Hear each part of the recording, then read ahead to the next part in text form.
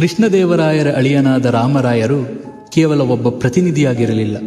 ಸುಮಾರು 30 ವರ್ಷಗಳ ಕಾಲ ವಿಜಯನಗರದ ಅಸಲಿ ಶಕ್ತಿಯಾಗಿದ್ದ ಇವರು ಸಾಮ್ರಾಜ್ಯದ ಗಡಿಯನ್ನು ಕೃಷ್ಣಾ ನದಿಯವರೆಗೂ ವಿಸ್ತರಿಸಿದ ಚತುರ ಸೇನಾಪತಿ. ಇತಿಹಾಸಕಾರ ಫರಿಷ್ಠ ಉಲ್ಲೇಖಿಸುವಂತೆ ರಾಮರಾಯರ ತಂತ್ರ ಕುಶಲವಾಗಿತ್ತು. ಅಹಮದ್ ನಗರದ ವಿರುದ್ಧ ಬಿಜಾಪುರಕ್ಕೆ ಸಾಥ್ ನೀಡುವುದು, ಮರುದಿನವೇ ಗೋಲ್ಕೊಂಡದ ಜೊತೆ ಕೈಜೋಡಿಸುವುದು, ಹೀಗೆ ಸುಲ್ತಾನರು ಒಬ್ಬರನ್ನೊಬ್ಬರು ನಂಬದಂತೆ ಮಾಡಿದರು. ಇದರಿಂದಾಗಿ ದಶಕಗಳ ಕಾಲ ವಿಜಯನಗರದ ಮೇಲೆ ಯಾವುದೇ ದಾಳಿ ನಡೆಯಲಿಲ್ಲ. ಆದರೆ ಗೆಲುವು ಅಹಂಕಾರವನ್ನು ತಂದಿತು. ಪೋರ್ಚುಗೀಸ್ ದಾಖಲೆಗಳ ಪ್ರಕಾರ ರಾಮರಾಯರು ಸುಲ್ತಾನರ ರಾಯಭಾರಿಗಳನ್ನು ಗಂಟೆಗಟ್ಟಲೆ ಬಿಸಿಲಿನಲ್ಲಿ ನಿಲ್ಲಿಸಿ ಅವಮಾನಿಸುತ್ತಿದ್ದರು. ಸುಲ್ತಾನರನ್ನು ನನ್ನ ಕುರಿಗಾಹಿಗಳು ಎಂದು ಕರೆಯುವಷ್ಟು ಅಹಂಕಾರ ಬೆಳೆದಿತ್ತು. ಇದು ರಾಜತಾಂತ್ರಿಕ ಸಂಬಂಧಗಳನ್ನು ಹಗೆತನಕ್ಕೆ ತಿರುಗಿಸಿತು.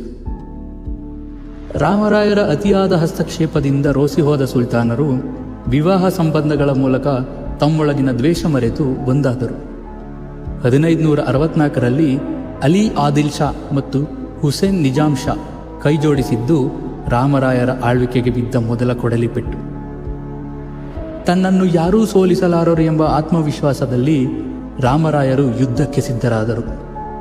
ಆದರೆ ಅಂದು ಕೃಷ್ಣಾ ನದಿಯ ದಂಡೆಯಲ್ಲಿ ಜಮಾಯಿಸಿದ್ದು ಕೇವಲ ಸೈನ್ಯವಲ್ಲ, ಒಬ್ಬ ವ್ಯಕ್ತಿಯ ಅಹಂಕಾರದ ವಿರುದ್ಧ ಇಡೀ ದಕ್ಷಿಣದ ಸುಲ್ತಾನರ ಸೇಡು.